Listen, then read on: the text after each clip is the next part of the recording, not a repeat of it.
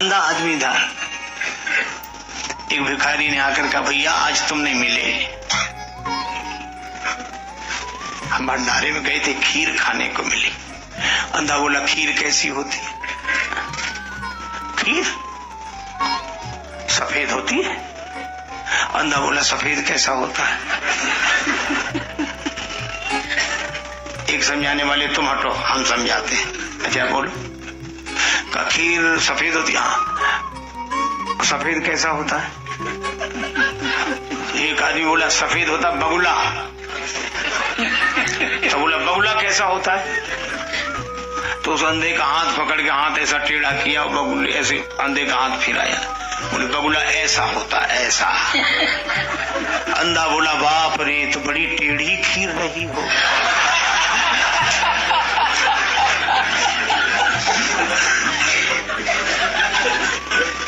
कैसे समझाओगे? बड़ा मुश्किल है। भगवान बुद्ध ने उन लोगों से कहा कि इसकी आंख का इलाज करा दो तो तुम्हें समझाना नहीं पड़ेगा। एक गांव था सूरदास नगर, अंधे ही अंधे रहे उसमें। हाथी निकला, घंटियां बजी, टन टन टन टन, अंधे दौड़े, चिल्लाकर बोले, भैया क्या है क्या है? महावत बोला, हाथी है। बोले, हमें देखना है। बोले, तुम्हारी आंख नहीं, तुम देखोगे कैसे? बोले, तुम तो हाथी को बिठाओ, हाथ से देख लेंगे हम। तुम हाथी बिठा दिया गया। अब कुछ ने हाथी के कान पकड़े, कुछ ने सूंड, कुछ ने पांव, किसी ने पूंछ, किसी ने पीठ, ऐसे देख लिया। हाँ, लेकिन हाथी वाला तो चला गया। अंधों में झगड़ा शुरू। जिन्होंने हाथी की सूंड पकड़ी थी वो कहते थे हाथी पतले पेड़ की तरह होता, नीचे पतला ऊपर मोटा। और पांव पकड़े वो कहे नहीं, गोल खंबे की तरह होता है। और पूंछ वाले कहे नहीं, पतली लाठी की तरह आगे बाल होते। और पीठ पकड़ने वाले कहते नहीं नहीं, तुम ब्रह्म गोल होता है। कान पकड़ने वाले कहें को छाजड़े की तरह होता है। अच्छा, अब आप बताओ, इनमें कौन आदमी सही बोल रहा है और कौन गलत बोल रहा है? कोई गलत नहीं बोल रहा है, लेकिन कोई सही नहीं बोल रहा है। अंधों के तो दल बन गए।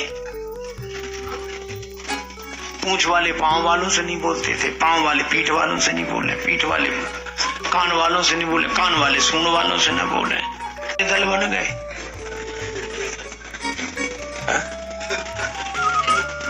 अब कुछ लोग आए शाम को जो कहीं गए थे, वो भी अंधे। हमारे गांव में तो बड़े आराम था, आराम से हम लोग मिलते जुलते थे। अब क्या हो गया? अरे कहा कि वो एक हाथी आया था, तो वो कहने लगे इससे हम पहले ही अच्छे थे जब हाथी नहीं आया था। और मुझे लगता है कि सारे झगड़े अंधों में ही होते हैं, अंधों के ही दल बनते हैं।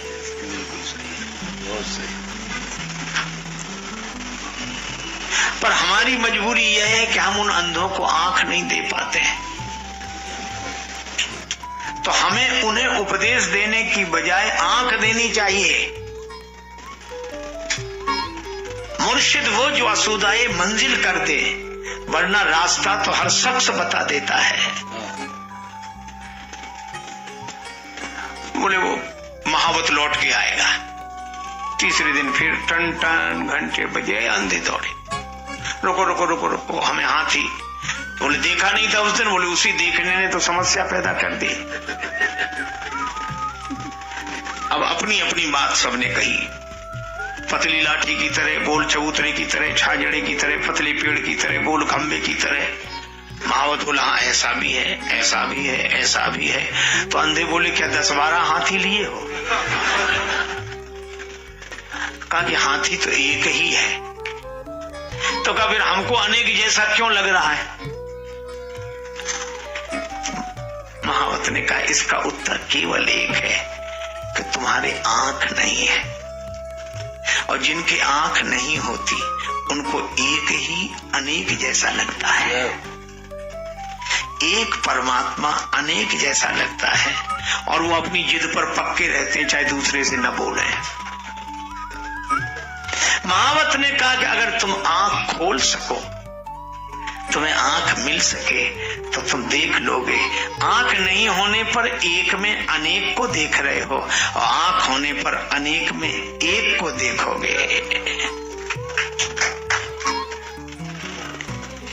तो जिसे अपने अंधत्व का, अज्ञान का बोध नहीं हुआ, उसे ज्ञान का बोध क्या होगा?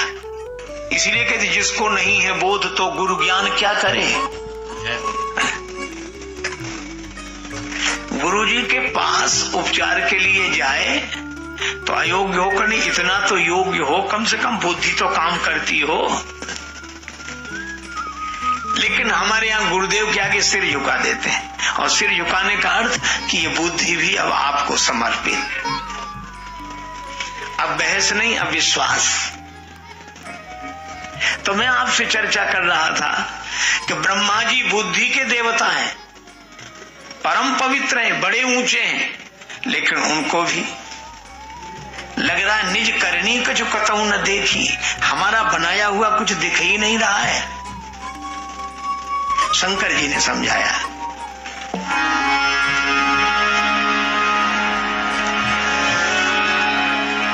देवताओं तुम पद के मद में न भूलो, शादी श्री राम की है ये भी न भूलो, कर दिया सबको शिव जी ने आगाह है, अजीबा हवा है, अजीबा हवा है, अजीबा हवा है, अजीबा हवा है। आज श्री राम सीता का शुभ विवाह है, अजीबा हवा है, अजीबा हवा है, अजीबा हवा है, अजीबा हवा है।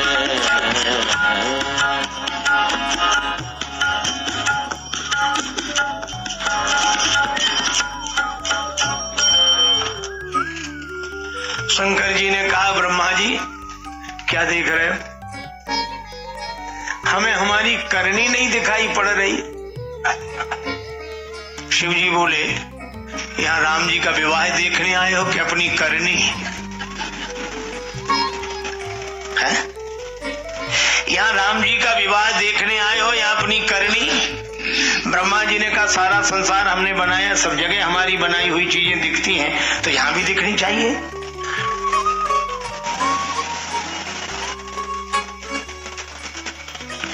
शिव जी ने कहा, ये विवाह किसका है? राम जी का। और राम जी कौन है? जगत पिता रघुपति ही विचारी, भरी लोचन छवि ले हो निहारी। और श्री जानकी जी जनक सुता जग जननी जानकी। अरे यह तो सोचो, विवाह किसका है? यह श्री सीताराम जी का विवाह है। ये विवाह उनका नहीं ब्रह्मा जी जिनको आपने बनाया हो, ये विवाह उनका है जिन्होंने आपको बनाया है। अब कोई बेटा बाप के विवाह में अपनी करनी देखना चाहे, मिल ही नहीं सकती।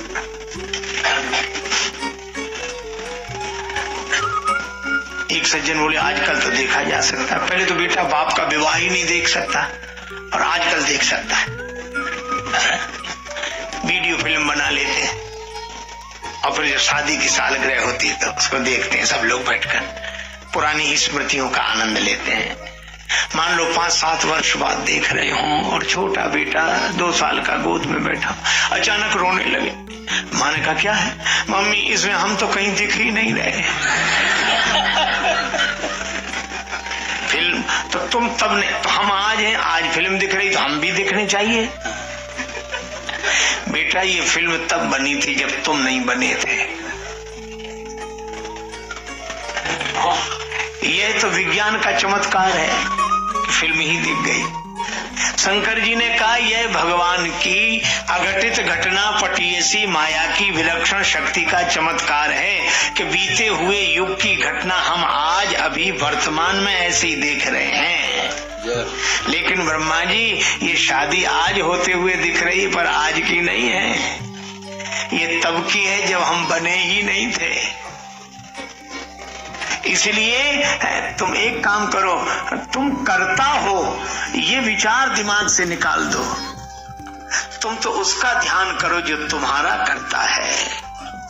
और मैं आपसे कहूं, आज भी अगर व्यक्ति ये मान ले कि मैं करता हूं, परेशान रहेगा, और जिस दिन ये जान ले कि मेरा भी कोई करता है, उसी दिन प्रसन्न हो जाएगा, परेशान नहीं रहेगा।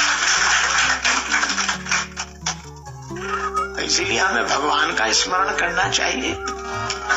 ब्रह्मा जी प्रसन्न हुए कि नहीं, बात ठीक है, लेकिन ब्रह्मा जी बोले एक और परेशानी है, ये बुद्धि से जो काम करते हैं परेशानी रहती है। अब क्या परेशानी है? अब हमारे 8 ही आंखें, 8 ही नयन जाने पछताने। शंकर जी से बोले आपके पुत्र कार्तिकेय जी के पास तो 12 नेत्र हैं, कम से कम हमसे तो देवड़े हैं, ज्यादा हैं, हमारे 8 ही। और इंद्र को देखो, जिसका श्राप वरदान बन गया, 100 नेत्र हैं उसके, आज पुरंदर सम को नहीं। अच्छा, हम आपसे पूछते हैं, परेशान हैं ब्रह्मा जी की नहीं? क्यों? वो इधर उधर वालों की आंखें देख रहे हैं, और उसी को लगता है। और हमें लगता है कि अगर हमें ये आंखें क्या दूसरों की आंखें देखने को मिली हैं? अगर हम भी अपनी इन आंखों से दूसरों की आंखें देखते रहेंगे तो परेशान ही रहेंगे। शंकर जी ने कहा कि परेशान रहोगे, ये दुनिया भर की आंखें काहे को देखते हो?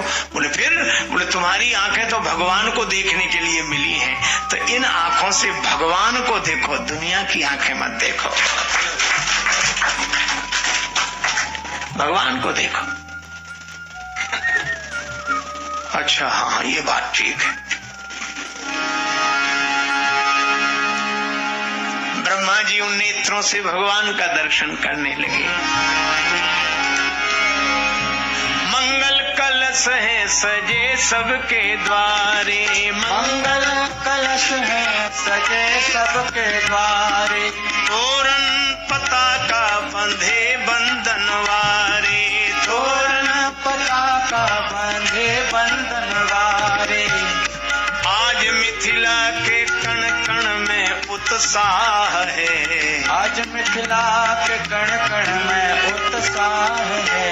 अजीब वाह है, अजीब वाह है, अजीब वाह है, अजीब वाह है। आज श्री राम सीता का शुभ विवाह है, अजीब वाह है, अजीब वाह है, अजीब वाह है, अजीब वाह है।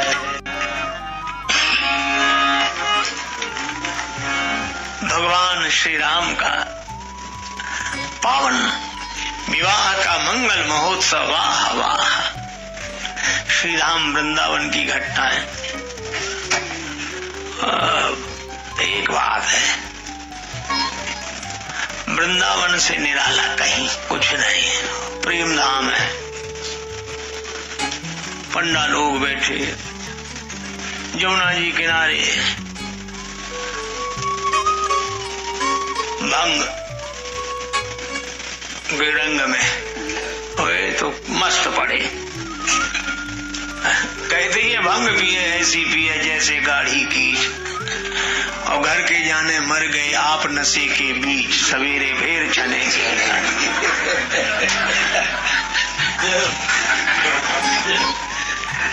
अच्छा, इतने निश्चिंत रहने वाले हैं ब्रजवासी भगवान के भरोसे। अब एक आया, और महाराज हम स्नान करेंगे, संकल्प मंत्र लगाओ। पंडा जी ने शुरू किया, मासा नाम उत्तम माँ से जम्बूदीपी भरत खंडे, सब सही बोला। था शुक्ल पक्ष, बोले कृष्ण पक्ष, और जो पंडा थे वे तो इसी में बैठे रहते कि मौका तो मिले। तो उसने जैसे ही शुक्ल पक्ष को कृष्ण पक्ष बोला, बोले ये गलत बोल रहा है, गलत बोल रहे पंडा जी, ऐसा नहीं है, शुक्ल पक्ष है कृष्ण पक्ष। अब पंडा को भी होश आया कि गड़बड़ी तो हो गई, लेकिन पंडा भी भगवान कृष्ण का पंडा कहने लगा ये सब झूठ बोल रहे हैं, हम सही कह रहे हैं। तो कैसे क्या सही कह रहे हो, शुक्ल पक्ष है कि कृष्ण पक्ष? पंडा बोला ये वृंदावन है, यहाँ हमेशा कृष्ण ही पक्ष रहे, शुक्ल पक्ष